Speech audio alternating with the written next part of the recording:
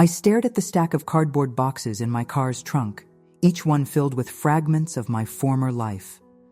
The bitter April wind whipped around me, as if mocking my fresh start.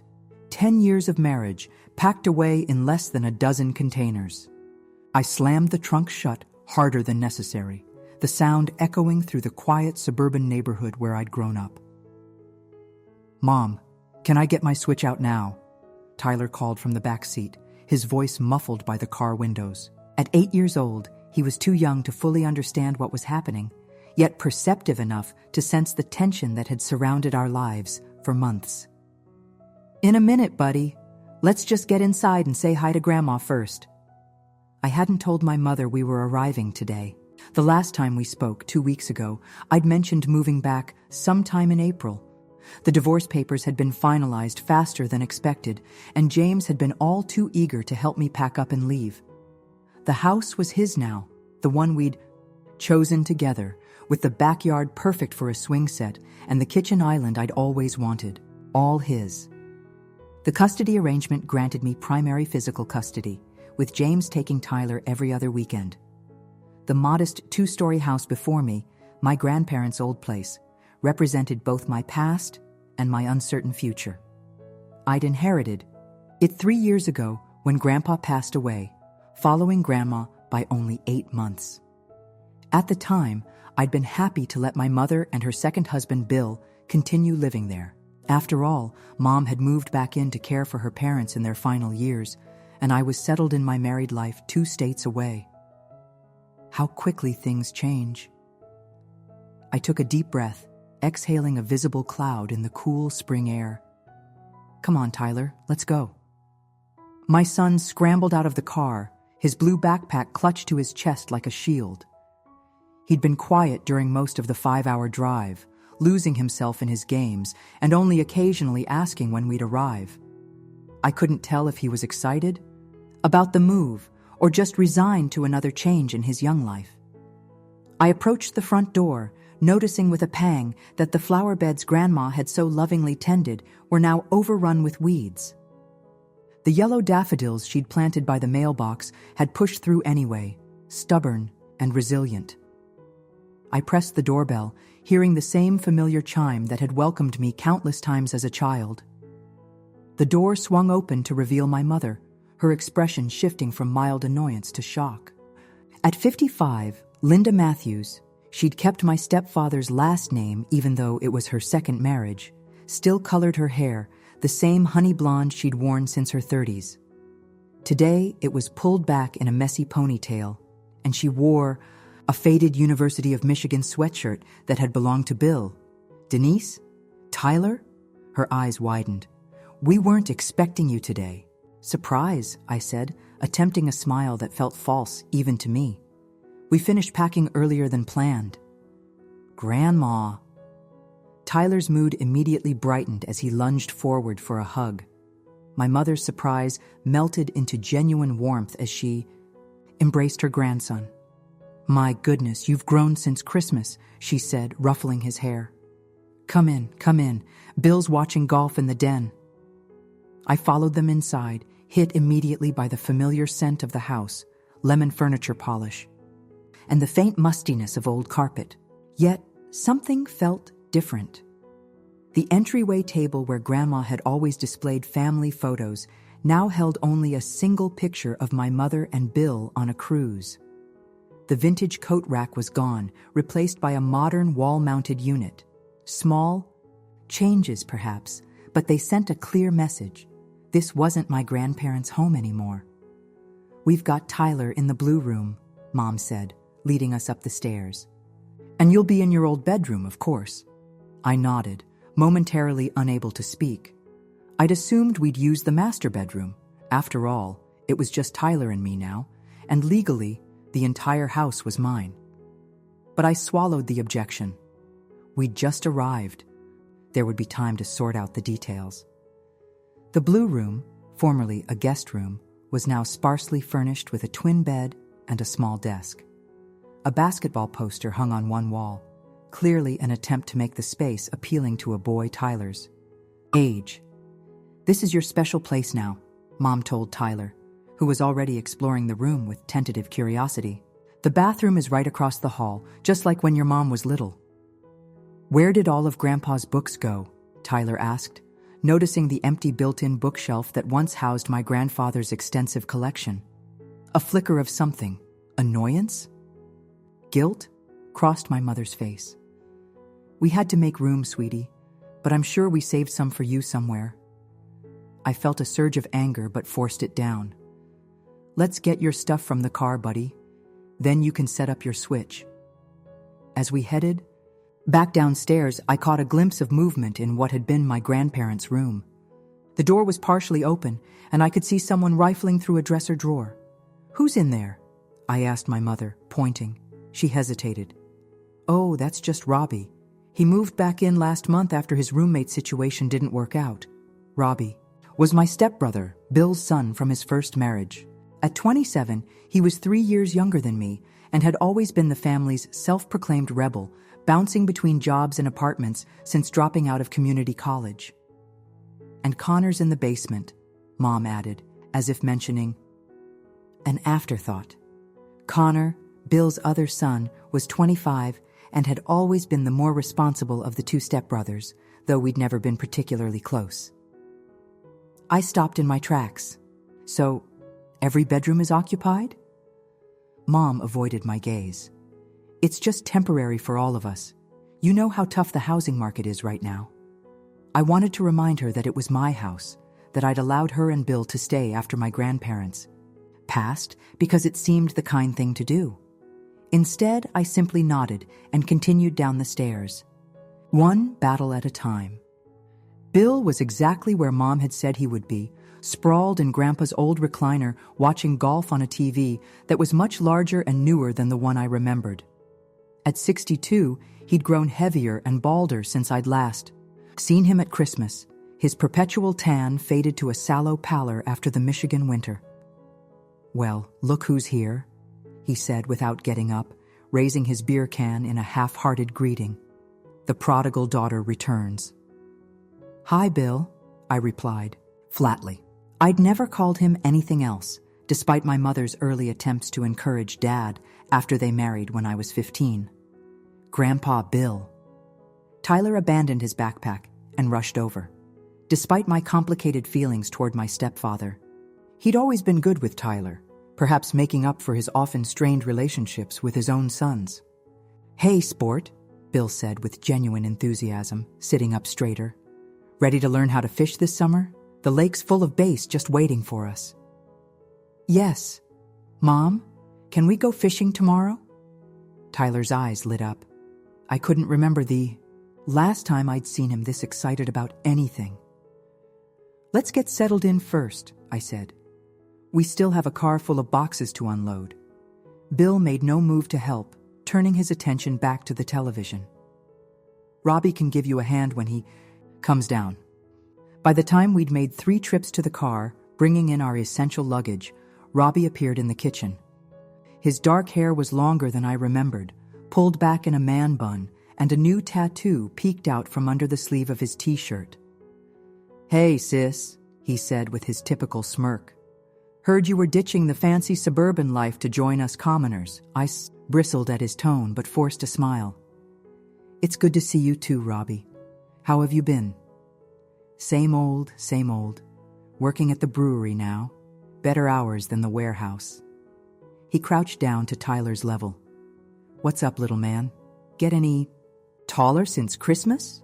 Tyler, suddenly shy, huddled closer to me. I grew 1 inch. "That's cool. Keep eating your vegetables and you'll be taller than me soon." Robbie straightened up. "Need help with more boxes?" "That would be great, thanks." As we unloaded the remaining items from my car, Connor emerged from the basement door off the kitchen. Unlike his brother, Connor had always been the clean-cut one, and his appearance hadn't changed much. Short brown hair, wire-rimmed glasses, and a practical sweater and jeans. "Denise," he said with a nod. "Tyler, welcome back." "Hi, Connor," I replied. "Mom mentioned you're staying in the basement?" "Yeah, converted it to an apartment last year. It's not bad, private entrance and everything." He glanced at Tyler. Hey, buddy, I've got that space game you liked at Christmas set up downstairs if you want to play later. Tyler perked up immediately. Really? The one with the aliens? Connor nodded. Exactly that one. I even unlocked some new planets for you. For the first time since our arrival, I felt a genuine sense of relief. Despite our awkward blended family, history, my stepbrothers seemed to be making an effort with Tyler. Whatever tension existed between the adults, at least my son might find some comfort here. Dinner's at 6, Mom announced, checking the slow cooker on the counter. I'm making that pot roast you always liked, Denise. Thought we'd have a nice family dinner to welcome you both. Thanks, Mom. That sounds great. I tried to infuse my voice with gratitude, though all I wanted was to crawl into bed and sleep for about 12 hours. Tyler and I will get our things, unpacked and freshened up. The welcome dinner was both familiar and deeply strange. We sat around the dining room table, Grandma's cherrywood table that had hosted countless family gatherings, but everything else felt off. The conversation was stilted, with Bill dominating the discussion with complaints about his golf game and the neighbor's dog that kept digging under the fence. So, Mom said during a lull, have you thought about job prospects yet, Denise? I took a sip of water. I've applied to a few positions at the community college and some content writing jobs I can do remotely. My former boss also said I could freelance for them occasionally. Bill grunted. Not much money in teaching or writing these days. I forced myself to remain calm. I have savings, and James will be paying child support. We'll be fine. Well, about that, Mom said, exchanging a glance with Bill. We need to discuss the household expenses. Expenses? I set down my fork. Yes, with everyone living here now, we need to split things fairly, she continued. We've worked out a system with the boys. Everyone contributes to utilities, groceries, and maintenance. I stared at her, momentarily speechless. Mom, this is my house. I inherited it from Grandpa. I'm not paying rent to live in my own property. An uncomfortable silence fell over the table. Tyler looked up from his plate, sensing the sudden tension. Robbie and Connor studiously avoided eye contact, focusing intently on their food. It's not rent, Bill interjected, his tone condescending. It's sharing costs. We all live here. We all use electricity and water. Your mother and I have been maintaining this place for years now. The new roof last year wasn't cheap. I appreciate that, I said carefully. And I've never asked for anything while you've been living here. But things are different now. Tyler and I need to rebuild our lives here, and I can't afford to pay for a house I already own. We've put together a list, Mom said, ignoring my objection as she reached for a folded paper beside her plate. House rules and expense sharing. Everyone follows the same guidelines. She slid the paper across to me. I unfolded it, scanning the neatly typed list with growing disbelief. Monthly contribution, $600, I read aloud. Utilities split 5 ways. Grocery rotation. No guests without 24-hour notice. Quiet hours 10 p.m. to 7 a.m.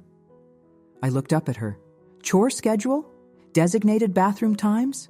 Mom, I'm 30 years old, not 15. Everyone follows the same rules, Bill repeated firmly. No exceptions. Your brothers both pay their fair share. Stepbrothers, I corrected automatically. And this isn't reasonable. Tyler's a child. He can't be expected to. Tyler is exempt from the financial contributions, of course, Mom interrupted. But he'll have his own chores appropriate for his age. It's good for children to have structure. I folded the paper and set it aside, trying to gather my thoughts. We just got here. Can we maybe discuss this tomorrow after we've had time to settle in?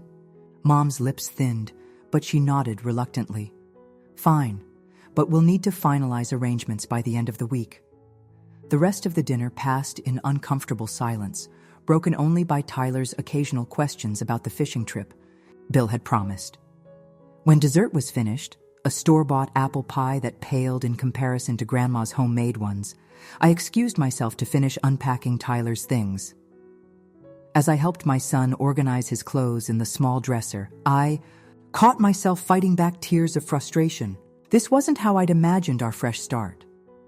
The house that I'd thought would be our sanctuary felt more like hostile territory, with rules and expectations I'd never agreed to. "Mom?" Tyler's voice pulled me from my thoughts. "Are you mad at Grandma?" I sighed, sitting on the edge of his bed.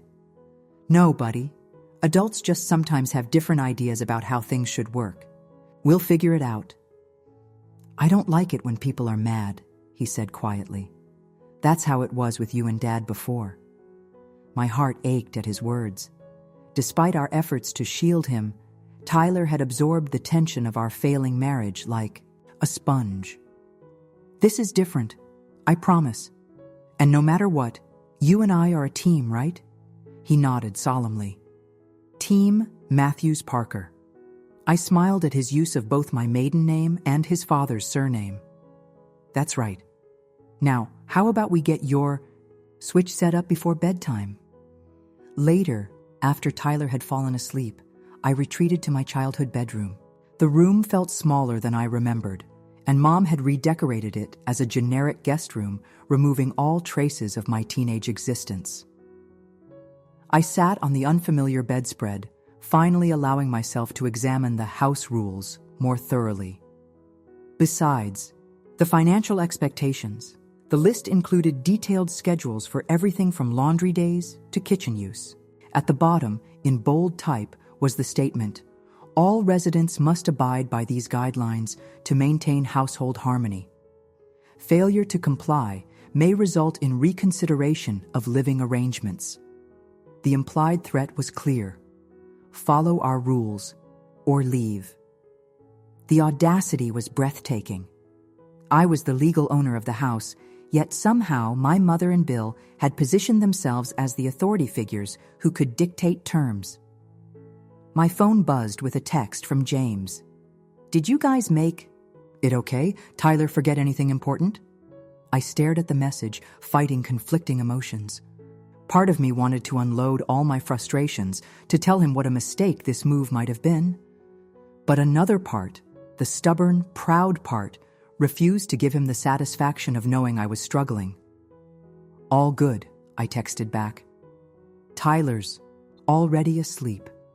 Thanks for checking in."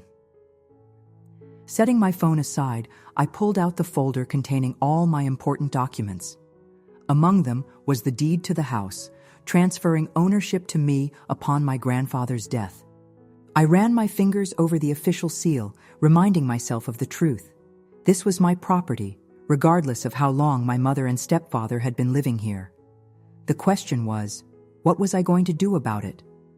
Morning brought no clarity, only the disorienting experience of waking up in my childhood home as an adult with my own child.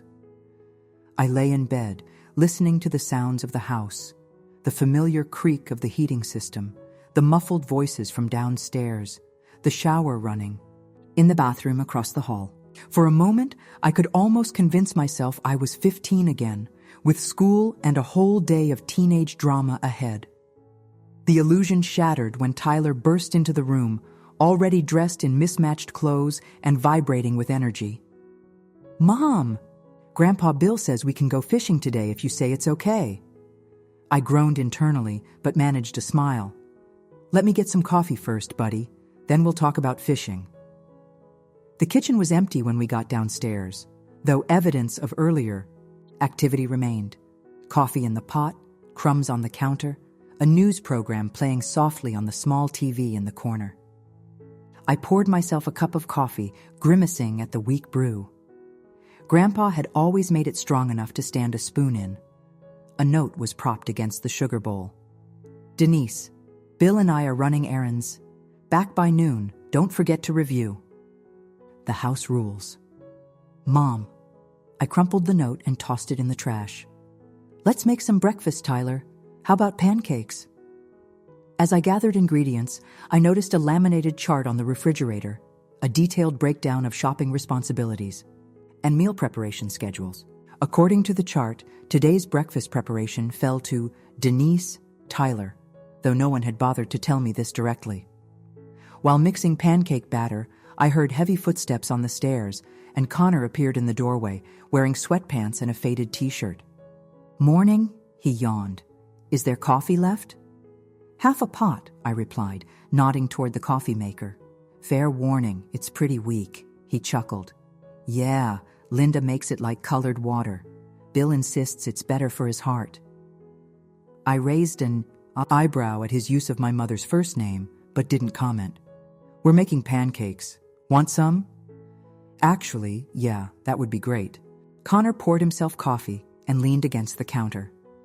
"So, how are you really doing with all this? The move and everything?" The simple question, asked with what seemed like genuine concern, nearly undid me. I busied myself with the pancake, batter to hide my sudden emotion. "It's been a lot. The divorce was complicated, but it's final now, and we're trying to move forward." Connor nodded, sipping his coffee. "For what it's worth, I think you're doing the right thing, coming back. Here, Tyler should grow up with family around." "Even family with crazy house rules?" I couldn't help asking. He grimaced. "Yeah, about that. It wasn't always like this. When I first moved back after college, it was pretty chill. But then Robbie came back, and things got more structured." "Meaning what, exactly?" Connor glanced at Tyler, who was happily arranging chocolate chips into smiley faces on the counter, and lowered his voice. "Bill lost a bunch of money on some investment scheme last year. They're not as financially comfortable as they pretend to be. The contributions from Robbie and me are basically keeping them afloat. This revelation hit me like a physical blow. Are they behind on the property taxes? The utilities? I don't think it's that bad yet, but..." Connor shrugged. "Just saying. The rules aren't really about fairness or structure. They need the money." My mind raced with implications. The house was paid off. Grandpa had made sure of that before he died. The only ongoing expenses were utilities, insurance, and property taxes. If Mom and Bill were struggling financially, that explained their insistence on my contributing, but it didn't excuse their approach. "Thanks for telling me," I said quietly. "I appreciate the honesty." "No problem. Just..." Connor hesitated. "Maybe don't mention I said anything? It's already awkward enough living here." I nodded my agreement as I poured batter onto the hot griddle. "Tyler, pancakes are almost ready. Do you want to get the maple syrup from the fridge?" By the time Mom and Bill returned from their errands, Tyler was bouncing off the walls with excitement about the promised fishing trip, and I was steeling myself for the conversation I knew we needed to have. "Did you review the household guidelines?" Mom asked by way of greeting, setting grocery bags on the counter. "Yes, and we need to talk about them," I replied. "But first, Bill promised to take Tyler fishing. Is that still happening today?" Bill, who had been checking his phone, looked up. "Sure, if the weather holds. We can head out after lunch." Relief washed over Tyler's face. I squeezed his shoulder. "Why don't you go get changed into something you don't mind getting dirty? And grab a sweatshirt. It might be cold by the lake." Once Tyler had bounded upstairs, I turned back to my mother and stepfather. "About these rules and financial contributions, they're non-negotiable," Bill interrupted. "Everyone contributes. Or find somewhere else to live." My mother shot him a look that I couldn't quite interpret. "What Bill means is that we've established a system that works for the household, and changing it now would be unfair to your brothers." "Step-brothers," I corrected again, and Connor told me about the financial situation. A flash of anger crossed Bill's face. "Connor needs to mind his own business." "This is my business," I said firmly. "This is my house, legally and fully. I allowed you to stay here after Grandpa died because it seemed like the right thing to do. But I won't be bullied into paying rent on property I own, and I won't subject Tyler to a militaristic schedule in what's supposed to be his home." Mom's expression hardened. "So you're throwing us out after everything we've done for you?" "I didn't say that," I replied, trying to keep my voice level. I'm saying we need a different arrangement. One that recognizes my ownership while still being fair to everyone living here. Fair? Bill scoffed. You waltz in after years away, expecting to take over, while we've been the ones maintaining this place, paying the taxes. I paid the property. Taxes, I cut in. Every year since Grandpa died. The checks were mailed from my account directly to the county treasurer. This silenced him momentarily. Mom looked away, a flush creeping up her neck. Look, I continued, I understand that finances are tight right now, but treating me like a tenant in my own home isn't the solution. If you need help with utilities and groceries, we can work something out. But these rules and the threat of eviction if I don't comply, that's not happening. You're being unreasonable, Mom said, her voice tight. We've established a household that functions smoothly. Your brothers have adjusted well to the system. Again, stepbrothers, I said, my patience wearing thin. And from what Connor told me, they're not exactly thrilled with the setup either. Ungrateful, Bill muttered. All of you. After everything we've done. I'm grateful for many things, I replied. But that doesn't mean I'll be taken advantage of. Here's what I propose. I'll contribute to utilities and groceries proportionally, based on Tyler's and my usage. I'll help with household chores as any responsible adult would. But there will be no rent payments, no assigned bathroom times, and no treating my son like he's in military school. Mom and Bill exchanged glances, a silent communication passing between them. Finally, Mom sighed. We'll need to discuss this privately. Fine, I agreed. In the meantime, I'd appreciate it if Bill still took Tyler fishing today. He's been looking forward to it. Bill nodded curtly. I'll get him at 1 o'clock. I watched them retreat to their bedroom, my grandparents' old room, feeling both drained and somewhat victorious. This wasn't the fresh start I'd envisioned, but at least I'd stood my ground. For the first time since the divorce, I felt a flicker of my old confidence returning. The fishing trip seemed to work small miracles on both Tyler and Bill. They returned late afternoon, mud-splattered and empty-handed, but in high spirits, with Tyler chattering excitedly about the huge fish that had gotten away. Bill, too, appeared more relaxed than I'd seen him since our arrival, his earlier hostility temporarily set aside. He's a natural, Bill told me as Tyler ran upstairs to change out of his dirty clothes. Got the patience for it, which is rare in kids his age. He gets that from his father, I admitted. James could sit for hours waiting for the perfect shot with his camera. An awkward silence fell at the mention of my ex-husband. Bill cleared his throat. Linda and I talked about your proposal. I straightened, bracing myself. And? We still think our system is fair, but he held up a hand as I started to object. We recognize that, as the legal owner, you have certain rights. We're willing to adjust the financial expectations. It wasn't a complete capitulation, but it was progress. What are you suggesting? No rent, he conceded. But you contribute to utilities, internet, and groceries proportionally, as you suggested. And the chore schedule stays in place, though we can be flexible with some of the timing. Details, I considered this. And the rule about guests? And quiet hours? Bill's jaw tightened.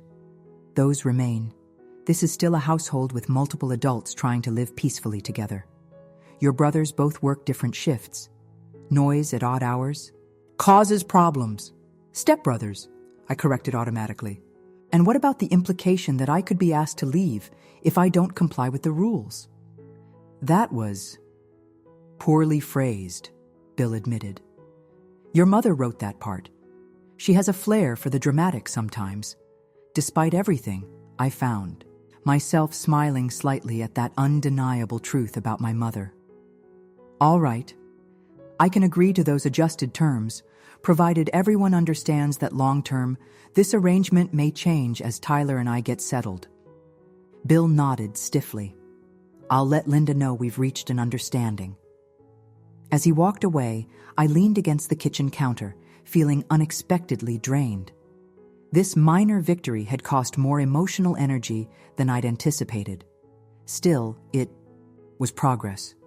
We had established a new baseline from which to build. The next few days settled into an uneasy routine. Tyler and I adjusted to the rhythms of the household, trying to navigate the complex dynamics of our blended family situation. I spent mornings applying for jobs and freelance gigs, while Tyler explored the neighborhood and bonded with his step-uncles over video games and Lego constructions.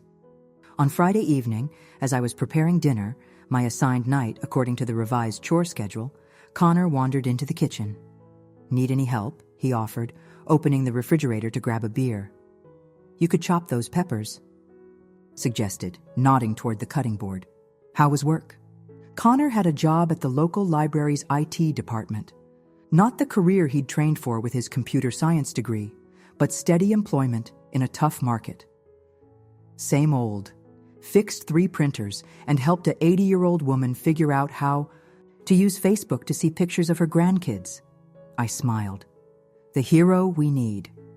We worked in companionable silence for a few minutes before he spoke again. "So, I'm sorry if I caused problems by telling you about the financial stuff." "You didn't," I assured him. "If anything, it helped me understand the situation better. Bill and I reached a compromise." Connor raised his eyebrows. "Really? Bill compromised?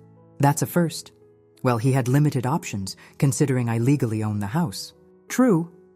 Connor deftly sliced bell peppers. "You know, you're different than I remember. More assertive." I considered this as I stirred the pasta sauce. "Divorce will do that to you. Makes you realize how much of yourself you've been compromising to keep the peace." "I get that," he said quietly. "That's partly why Sarah and I broke up last year." I looked up in surprise.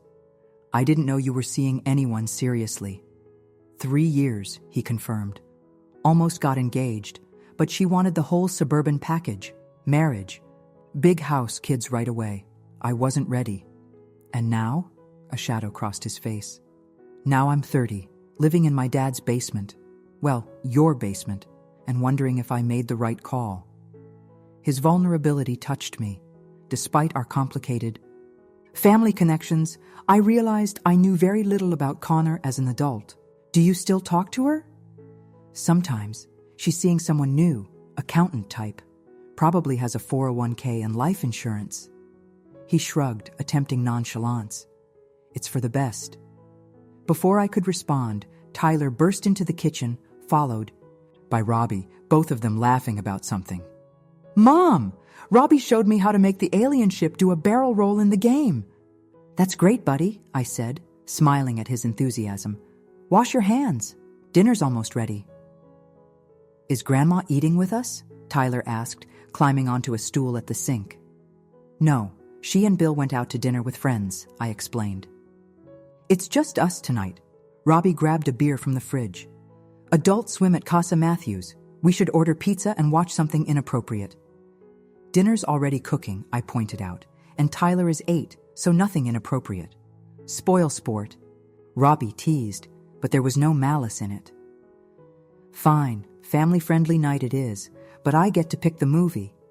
Dinner with just my stepbrothers and Tyler was surprisingly pleasant. Without Mom and Bill present, the atmosphere was more relaxed, the conversation flowing naturally as we shared stories and laughed over Tyler's increasingly elaborate fishing tales. After dinner, as promised, we gathered in the living room for a movie, Robbie's choice of an animated film about robots that managed to entertain both Tyler and the adults. Watching my son nestled comfortably between his step-uncles, I felt an unexpected wave of contentment. Perhaps this new living arrangement had potential after all. The honeymoon period lasted exactly until Sunday afternoon, when I returned from grocery shopping to find my mother reorganizing Tyler's room without permission. "What are you doing?" I demanded, standing in the doorway with a shopping bag still in hand. Mom barely glanced up from where she was refolding Tyler's t-shirts. This dresser was a disaster, and he had candy wrappers under his bed. "We have a no food in bedrooms rule, Denise." The tenuous peace of the past few days evaporated instantly. "Mom, you can't just go through his things without asking. Where is Tyler anyway?" "In the backyard with Bill. They're setting up the horseshoe pit." She continued methodically refolding clothes. "You know, when I was raising you, I never allowed this level of disorder. Children need structure." I set the shopping bag down with deliberate care, trying to control my rising anger. "When you were raising me, it was your house and your rules. This is different. Tyler and I are establishing our own boundaries." "Clearly," she said, her tone sharp as she held up a t-shirt with a small stain on the collar. "Is this how James taught him to care for his clothes?" The casual cruelty of the remark struck like a physical blow. "Don't bring James into this, and stop what you're doing right now. Tyler's room is his private space." "Privacy is earned," Mom retorted, continuing her reorganization. "When he demonstrates responsibility—" "He's 8, I interrupted. "And you're not his parent, I am. If you have concerns about his room, you bring them to me, not take it upon yourself to invade his space." Mom finally stopped folding, turning to face me fully. "You're being ridiculously overprotective. This is exactly why children today can't handle any criticism or setbacks. Their parents treat them like fragile little emperors." I took a deep breath, trying to remain calm. "This isn't about parenting philosophies, Mom. It's about respect. You wouldn't like it if I went through your drawers without permission, would you?" "That's completely different," she huffed. "I'm an adult, and Tyler is a person with rights to privacy and dignity, regardless of his age," I countered. "Please leave his room now. I'll help him organize his things later." For a moment, I thought she might refuse. Then, with exaggerated precision, she placed the half-folded shirt on the bed and brushed past me. "When you were little, you'd never have spoken to me that way. When I was little, you'd never have dismissed my feelings so completely," I replied quietly. She paused in the hallway, her back to me. "You've changed, Denise, and not for the better." As she walked away, I sank onto Tyler's bed, surrounded by his partially reorganized belongings. My mother's words echoed in my mind, colliding with my own doubts. Had I changed? Certainly. The woman who had moved out of her marital home 2 weeks ago was not the same person who had entered it as a bride 10 years earlier, but not for the better.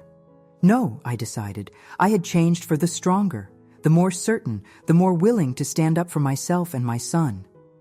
If my mother interpreted that as a change for the worse, that was her problem, not mine. I began putting Tyler's clothes back as he had arranged them, somewhat messily, but in a system that made sense to him. As I worked, I contemplated our living situation with growing unease. The minor victory over financial contributions hadn't addressed the deeper issue. My mother and Bill still behaved as if this was their home and we were guests subject to their authority. Something would have to change. I just wasn't sure what or how drastic that change might need to be. The following Wednesday marked a turning point. I had a promising virtual interview with the community college for an adjunct teaching position, and afterward decided to celebrate by taking Tyler out for ice cream. When we returned, the house was unusually quiet. "Hello," I called, setting my keys on the entryway table. "Anyone home?" No response. I checked my phone, seeing no messages from Mom or Bill about their plans. "Looks like we have the place to ourselves for a bit, buddy. Want to watch a show?" Tyler was already heading for the living room when we heard voices from the kitchen. Unfamiliar voices engaged in what sounded like a business discussion. I motioned for Tyler to wait as I approached the kitchen doorway. Inside, seated at the table with papers spread before them, were my mother, Bill, and a man in a suit I didn't recognize. They looked up at my entrance, all three expressions shifting to surprise and something that looked uncomfortably like guilt. "Denise," Mom said, recovering quickly. "I didn't hear you come in. This is Mr. Peterson from First Michigan Bank. We were just discussing some financial matters." The man stood, extending his hand. Richard Peterson, you must be Linda's daughter. I shook his hand automatically, my attention focused on the papers on the table, specifically what appeared to be property documents with my grandparents' address clearly visible. What's going on here? I asked, my voice sharper than intended. Bill cleared his throat. Just exploring some options for the house. Nothing you need to worry about. Since it's my house, I think I do need to worry about it, I countered, turning to the banker. Mr. Peterson, may I ask what specific options you're discussing? The man glanced uncertainly between me and my mother. Well, we were reviewing possibilities for a home equity line of credit. Your parents have been customers for many years, and with property values in this neighborhood increasing, they're not both my parents, I interrupted. And more importantly, they're not the property owners. I am. Mr. Peterson's professional demeanor faltered. My understanding was that Mr. and Mrs. Matthews were the homeowners. Then you were misinformed. I turned to my mother, anger building.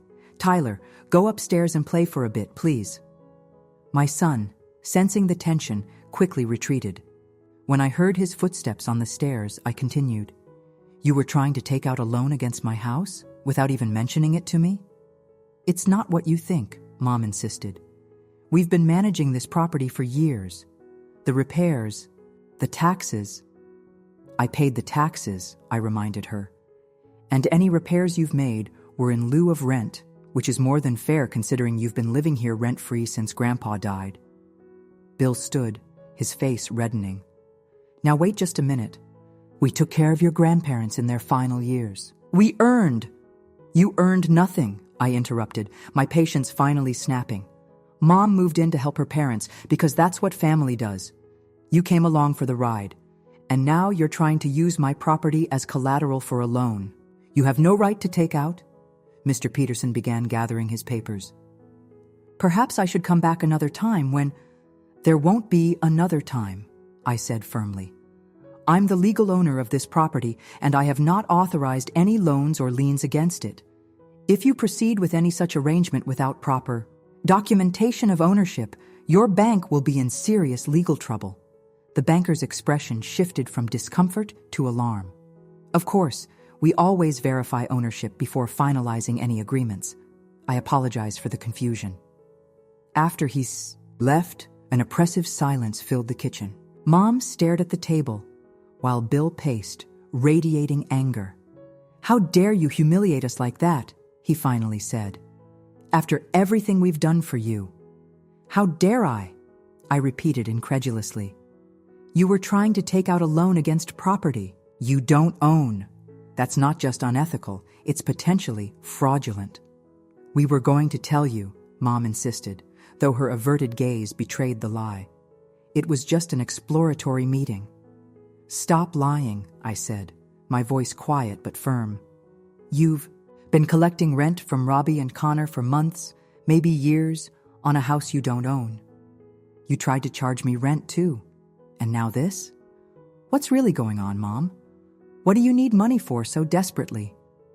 Bill made a warning sound, but Mom held up her hand. It's pointless to hide it now. She sighed heavily. Bill's business.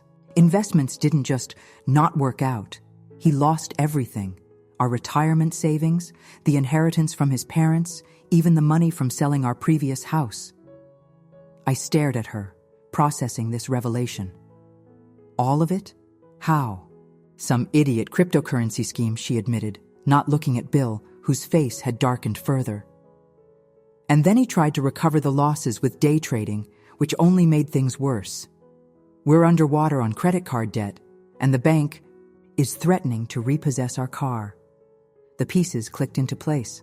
The strict household budgeting, the collection of rent from my stepbrothers, the attempt to secure a loan against my house. Why didn't you just tell me? We could have discussed options. Pride, Mom said simply. And fear. We didn't know how you'd react. So instead, you tried to go behind my back and potentially commit fraud? I shook my head, still struggling, to process the magnitude of their deception.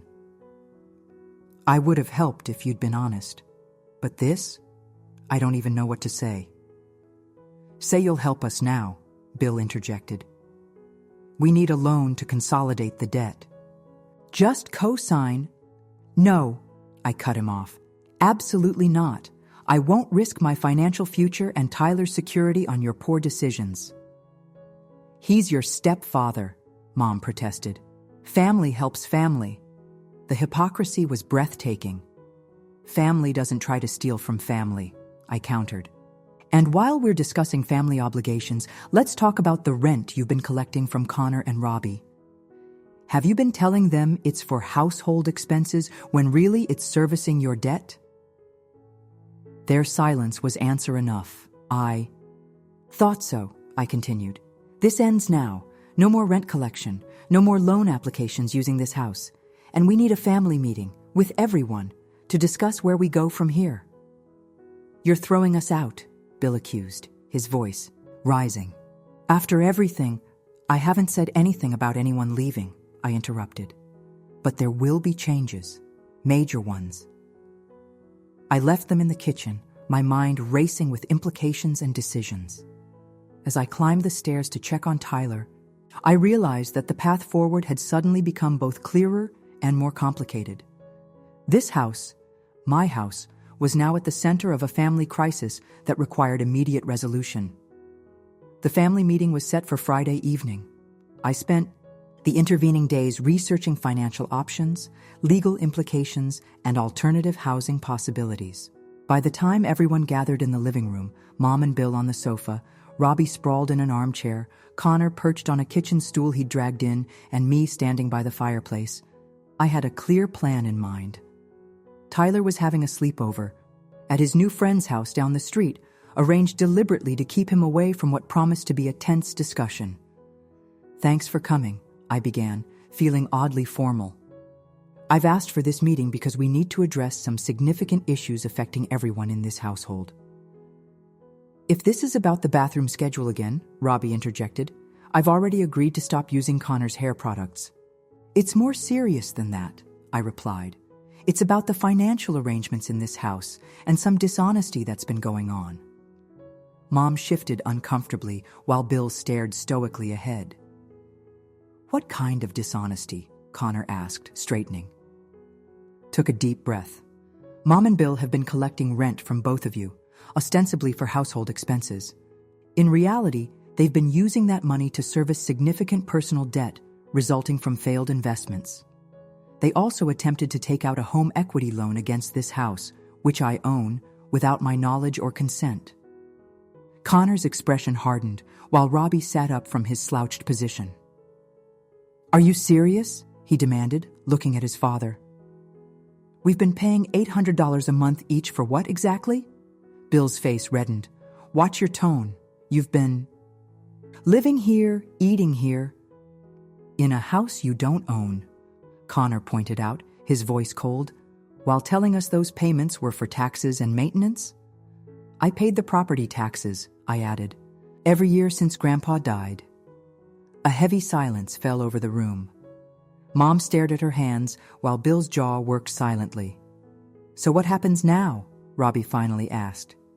Are we all getting evicted? No one's being evicted, I assured him. But things need to change.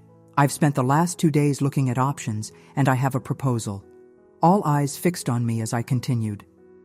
First, the financial situation. Mom, Bill, I won't co-sign a loan or allow you to borrow against this house.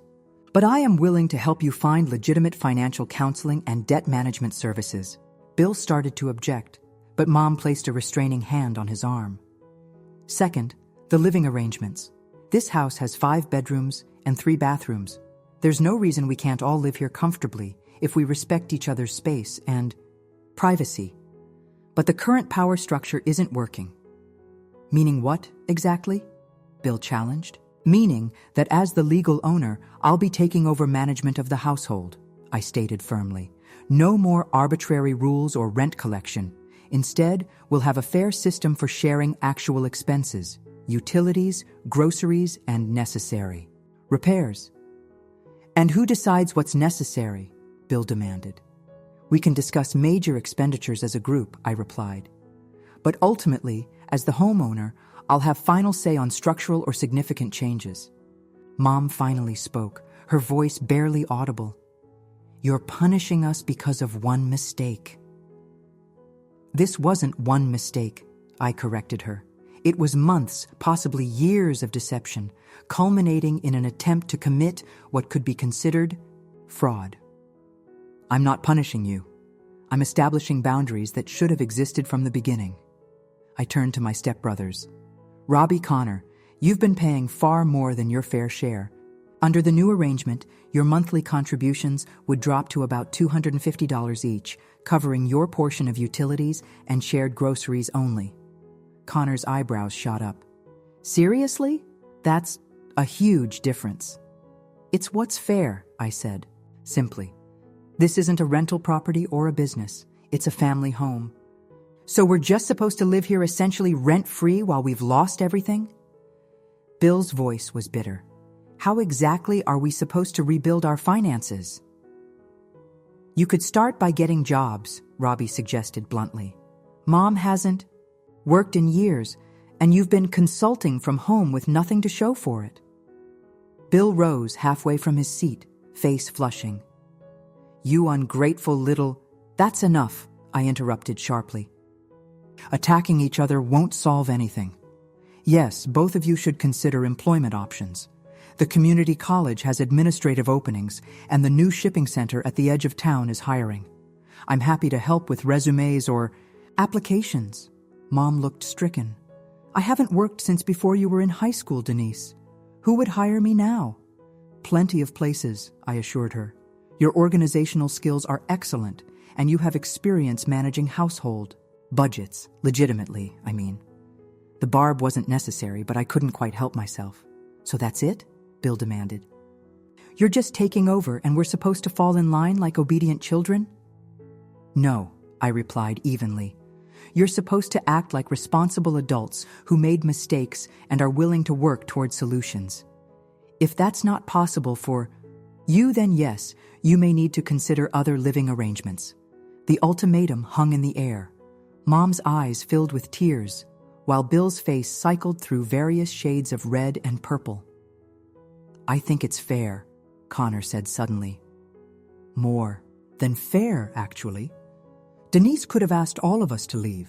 Instead, she's offering a way forward that benefits everyone. Easy for you to say, Bill muttered. Your rent just got cut by 2/3. Rent I never should have been paying in the first place, Connor shot back. Not at that level anyway. Robbie, who had been uncharacteristically quiet, finally spoke. I'm with Connor. This makes sense. And frankly, Dad, you and Linda don't have many options right now. The blunt assessment seemed to deflate Bill somewhat. He sank back into the sofa, suddenly looking older and more defeated than I'd ever seen him. So what exactly are these new household arrangements going to look like? He asked, his tone still resentful but lacking its earlier fire. I outlined the changes I envisioned. A shared calendar for common spaces rather than rigid schedules. Reasonable quiet hours that accommodated everyone's work situations. A rotation for cooking and cleaning common areas. And most importantly, respect for each person's private space. No more entering rooms without permission, I emphasized, looking directly at my mother. No more reorganizing other people's belongings. No more arbitrary rules without discussion. By the time I finished, the atmosphere in the room had shifted.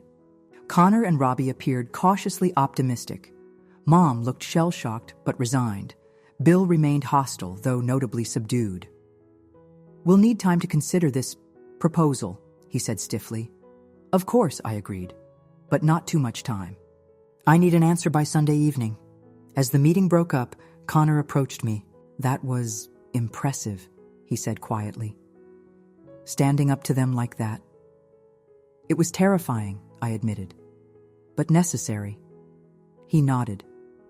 For what it's worth, I think this could actually work. The house feels different already somehow.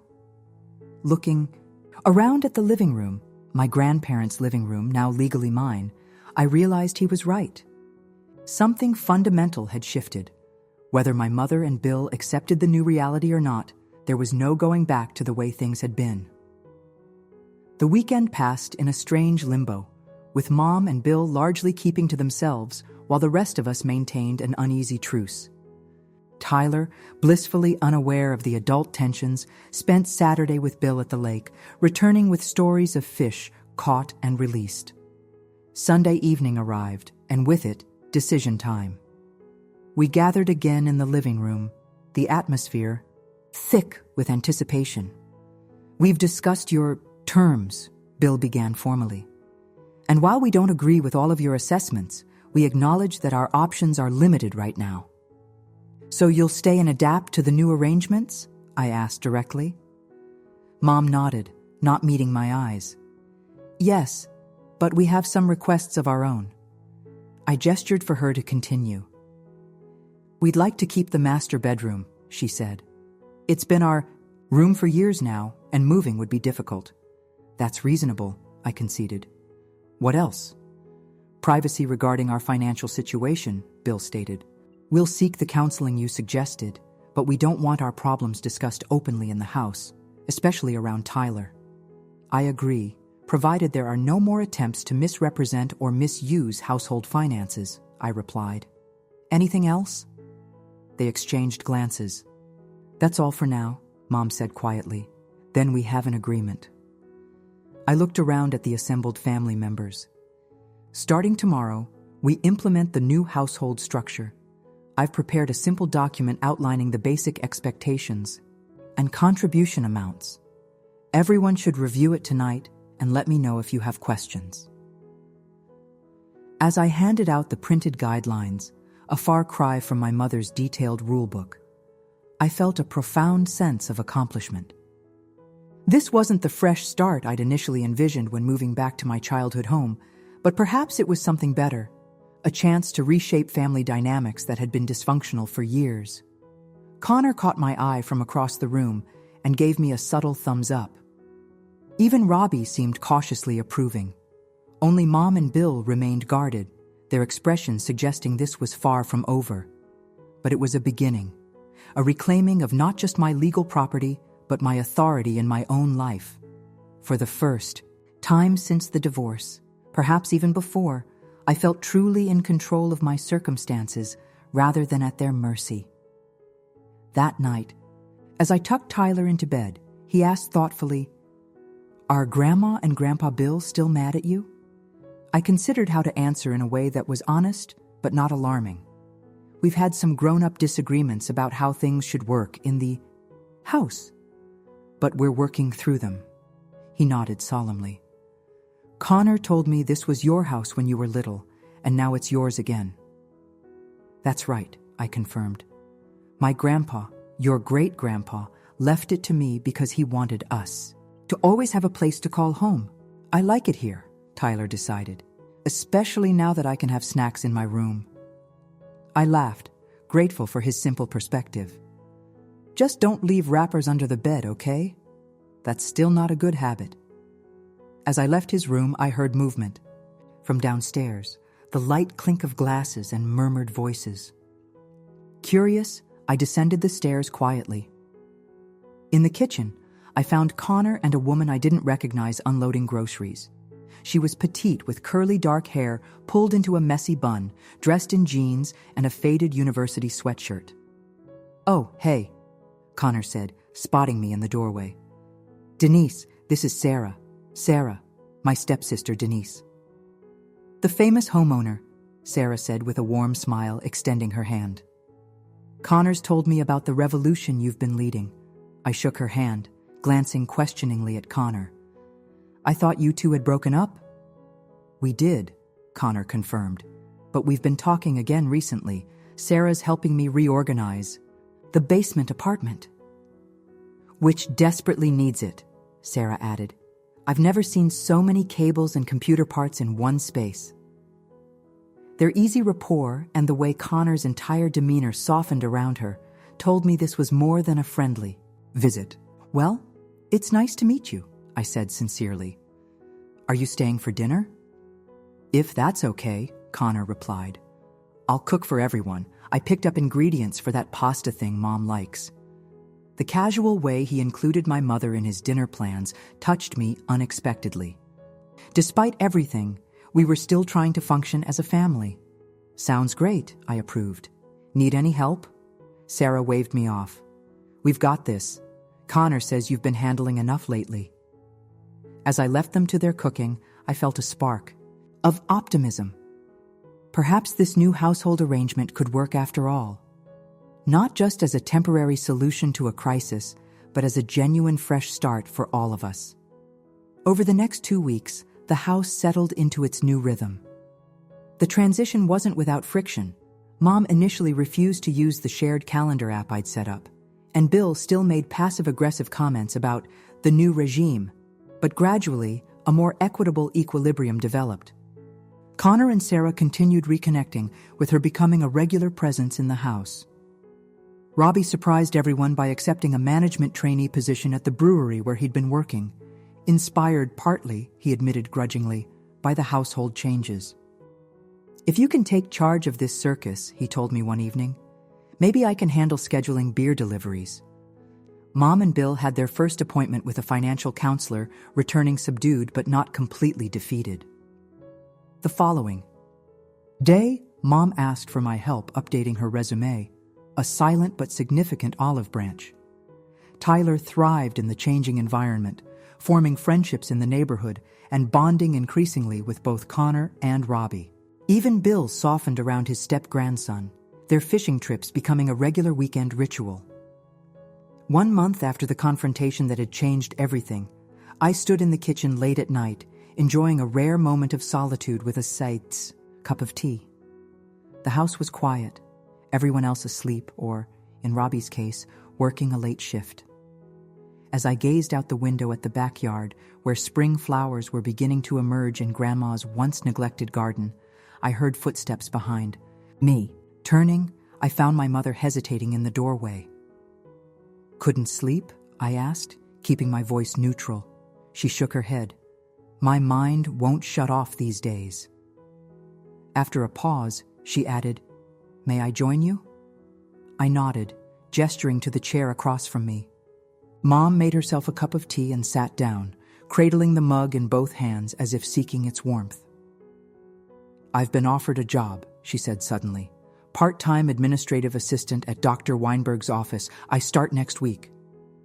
Mom, that's wonderful, I said, genuinely pleased.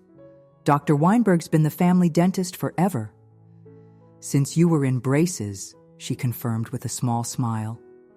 He remembered me from all your appointments. We sat in silence for a moment, the weight of unspoken words between us. I owe you an apology, Mom finally said, her voice barely audible, for how we handled things, the rules, the money, all of it. I waited, sensing she had more to say. When your father left, she continued, referring to my biological father who'd abandoned us when I was 10, I promised myself I'd never be financially vulnerable again. Then I met Bill, and he seemed so capable, so confident about money and business. She shook her head ruefully. I trusted him completely, let him handle everything. And when things went wrong, you didn't know how to tell me, I surmised. She nodded, tears welling in her eyes. I was ashamed and afraid you'd think less of me for being so foolish. Mom, I would never. But I also resented you, she interrupted, her honesty startling us both. You inherited this house free and clear. You had a safety net I never had.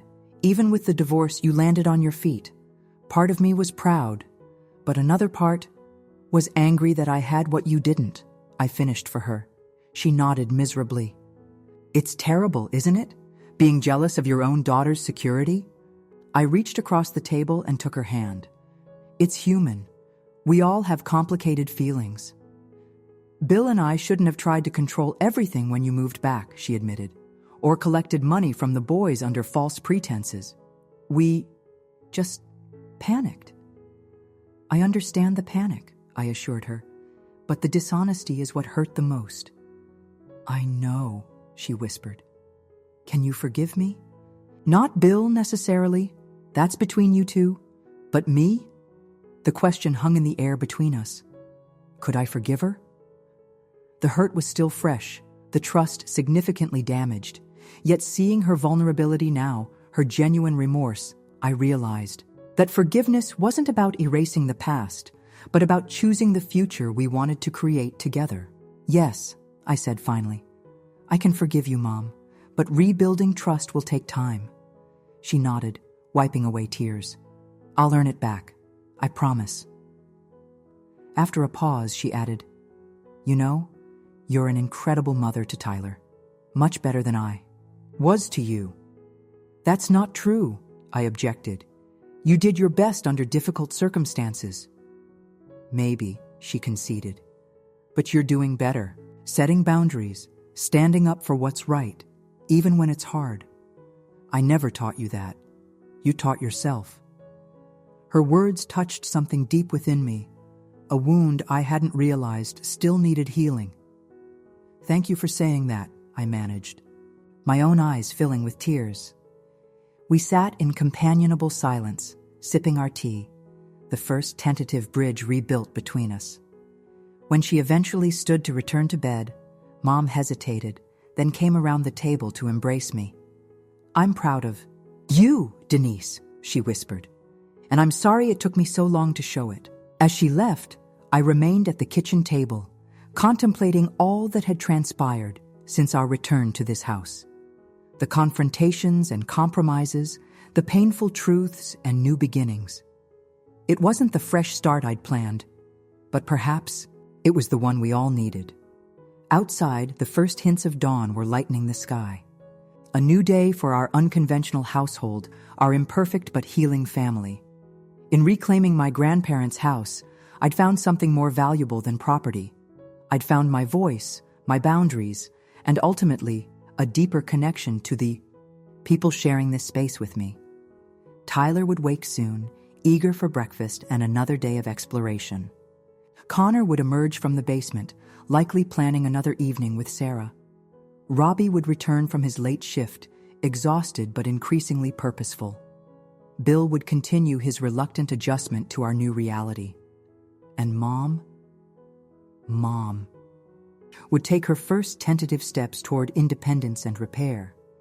As for me, I was no longer just a divorced mother seeking shelter in her childhood home. I was the owner of this house, the architect of its new foundation, and the guardian of its future. Not just for myself, but for my son, and in some unexpected way, for all of us who now called it home. It wasn't what I'd expected when I packed up my previous life into cardboard boxes and drove back to my beginnings. It was messier, more complicated, and ultimately more rewarding than I could have imagined. A true fresh start, built not on running away from the past, but on facing it head-on and transforming it into something new. As the first rays of sunlight streamed through the kitchen window, illuminating the worn but solid table where generations of my family had gathered, I made a silent promise to my grandparents, to Tyler, and to myself. This house would be a true home again, not through rigid rules or false harmony, but through honest communication, mutual respect, and the genuine care that makes a collection of people into a family. And despite everything, or perhaps because of it, I was finally exactly where I needed to be.